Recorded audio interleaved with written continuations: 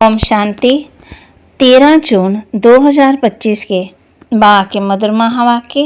बाबा कहते, मीठे बच्चे, इस बेहद के खेल में तुम आत्मा रूपी एक्टर पाठधारी हो। तुम्हारा निवास स्थान है स्वीट साइलेंस होम। यहाँ अब जाना है। इस बेहद के खेल में तुम आत्मा रूपी एक्टर पाठधारी हो। तुम्हारा निवास स्थान है स्वीट साइलेंस होम, जहाँ अब जाना है। प्रश्न, जो ड्रामा के खेल को यथार्थ रीति जानते हैं, उनके मुख से कौन से शब्द नहीं निकल सकते? जो ड्रामा के खेल को यथार्थ रीति जानते हैं, उनके मुख से कौन से शब्द नहीं निकल सकते? उत्तर, ये ऐसा नहीं होता था तो ऐसे होता, ये होना नहीं चाहिए, ऐसे शब्द ड्रामा के खेल को जानने वाले नहीं कहेंगे।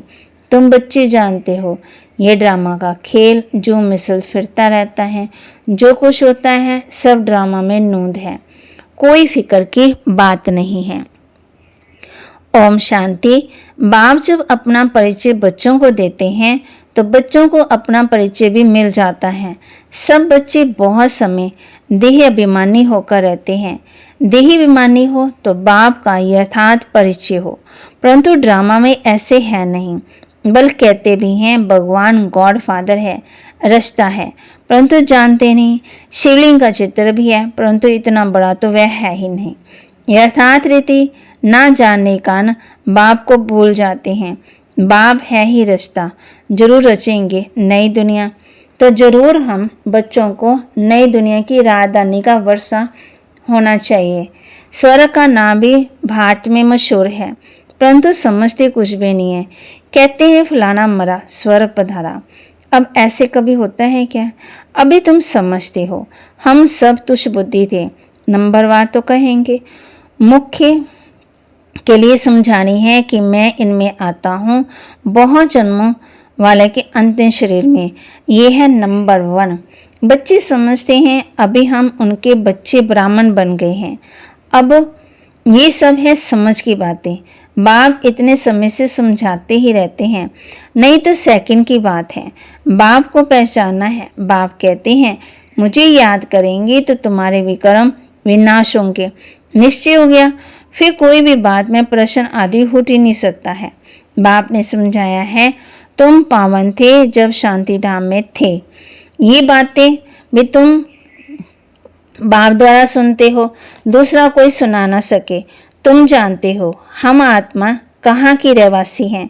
जैसे नाटक के एक्टर्स कहेंगे हम यहाँ के रहवासी हैं, कपड़ा बदलकर स्टेज पर आ जाएंगे। अभी तुम समझते हो हम यहाँ के रहवासी नहीं हैं। ये पाठशाला, ये नाटकशाला है। अभी बुद्धि में आया है।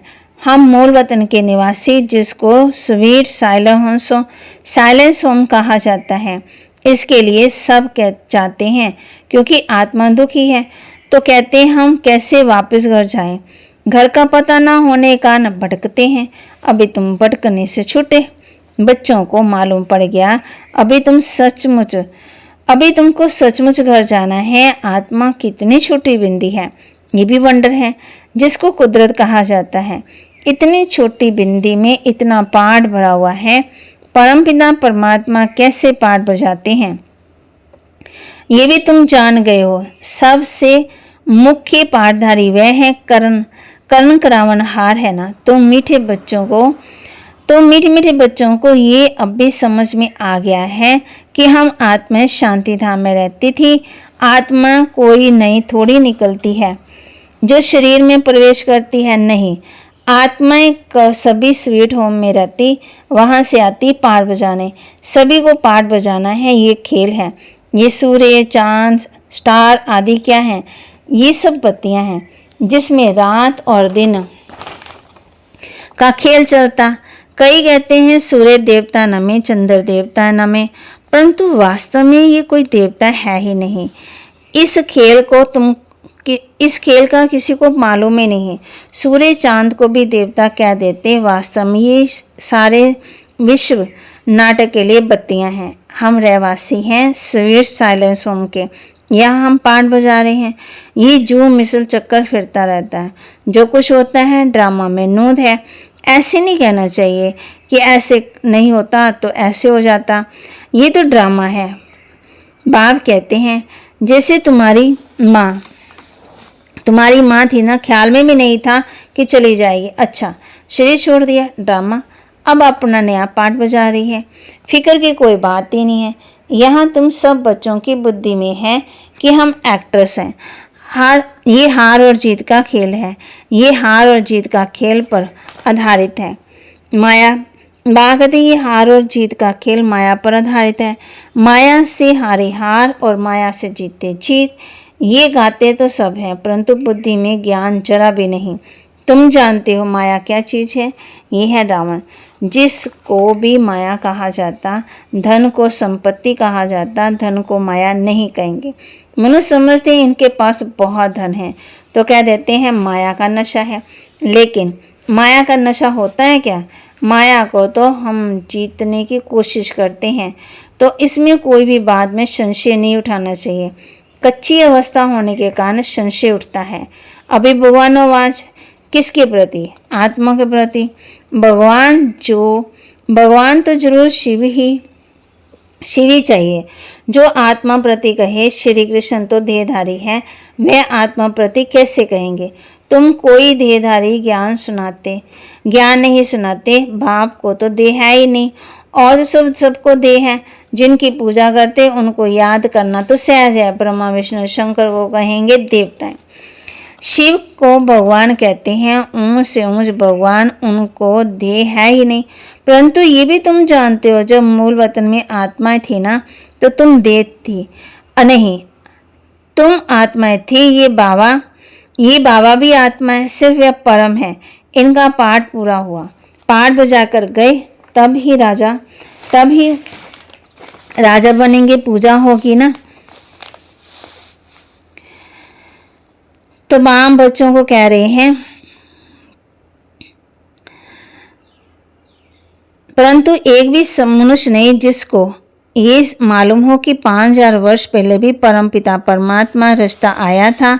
वह है हेमली गॉडफादर। हर 5000 वर्ष के बाद कल्प के संगम युग पर आते, परंतु कल्प की आयु लंबी चौड़ी कर देने से सब भूल गए हैं। तुम बच्चों को बार बार समझाते हैं, तुम खुद कहते हो बाबा हम आपसे कल्प मिलते हैं और आपसे वर्षा लेते हैं।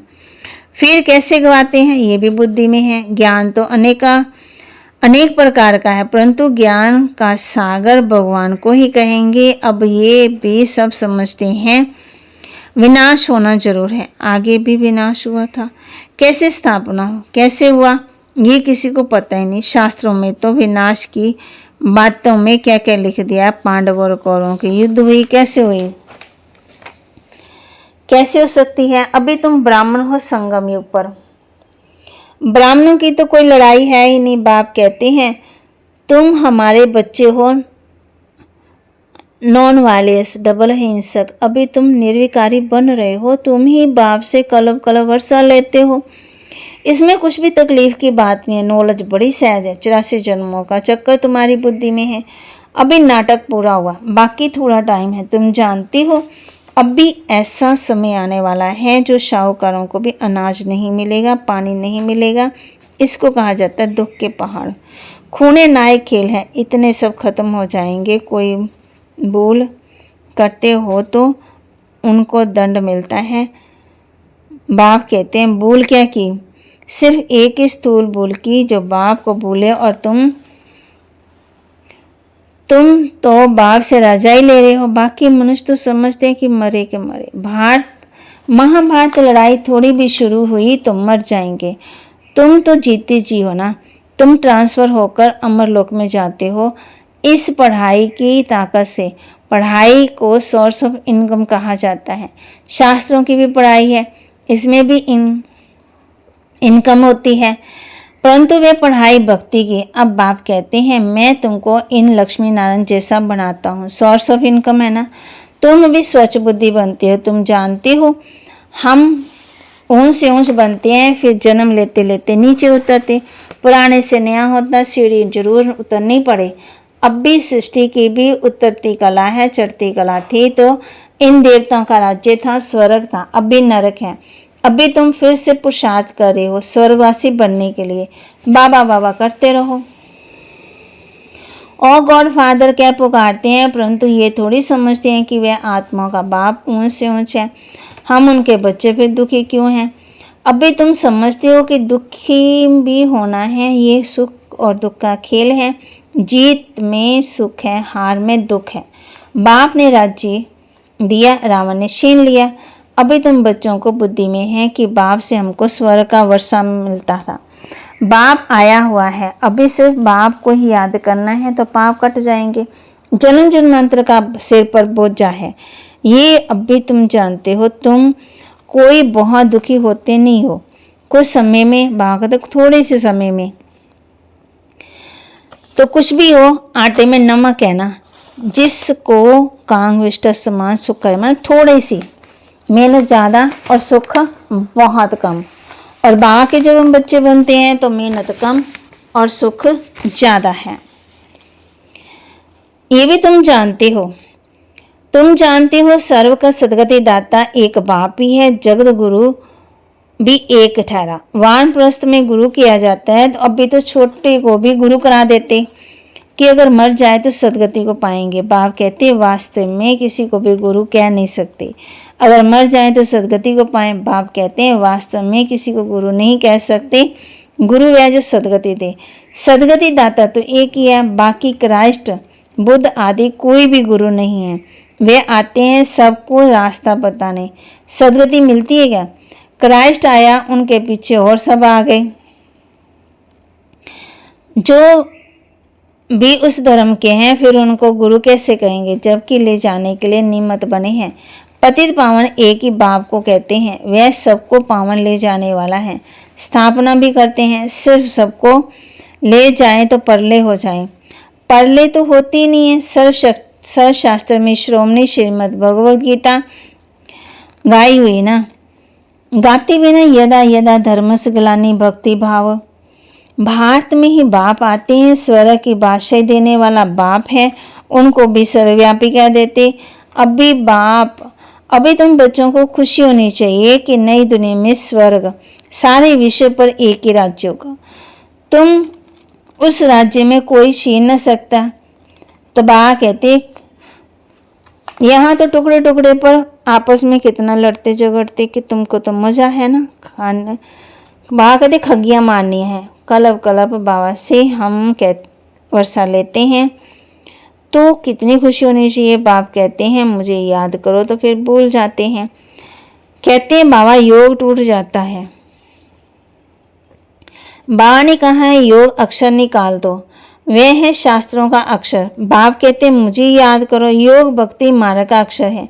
बाप से बादशाही मिलती है स्वर्ग की, उनको तुम याद नहीं करेंगे तो विकार विनाश कैसे होंगे, राजाई कैसे मिलेगी।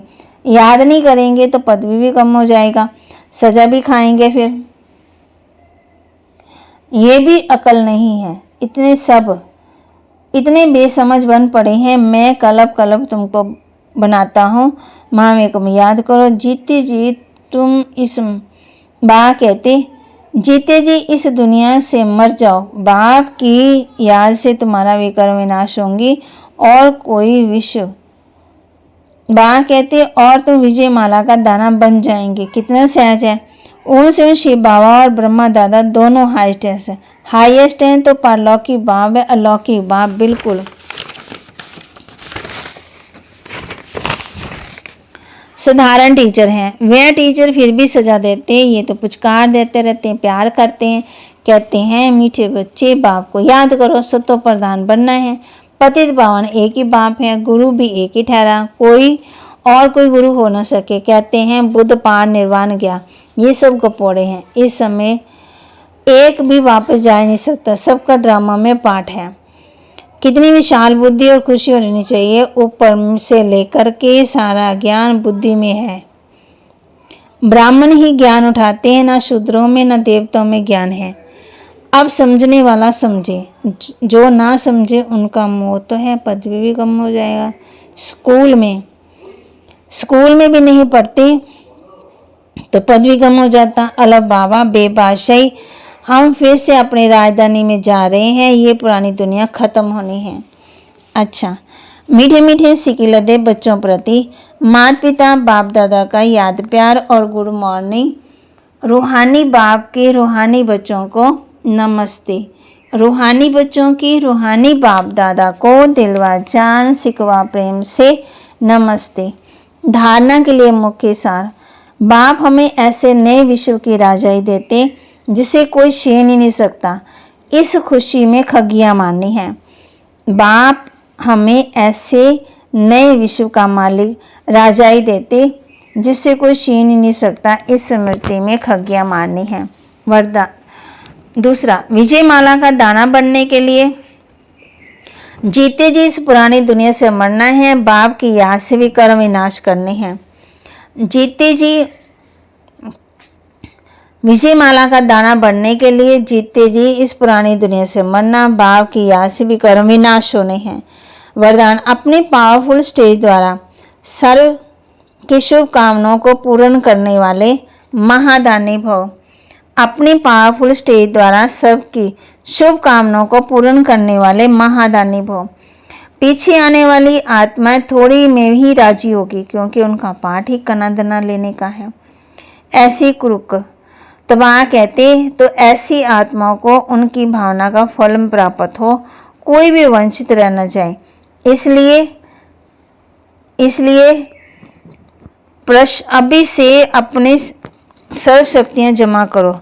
अब जब बाप अपने संपूर्ण पावरफुल महादानी स्टेज पर स्थित होंगे तो आप किसी को भी अपने सहयोग से महादान देने में कर्तव्य के आधार से शुभ भावना का स्विच ऑन करते तो नज़र से निहाल कर देते। स्लोगन। सदा ईश्वरीय मर्यादा पर चलते रहो तो मर्यादा पुरुषोत्तम बन जाएंगे।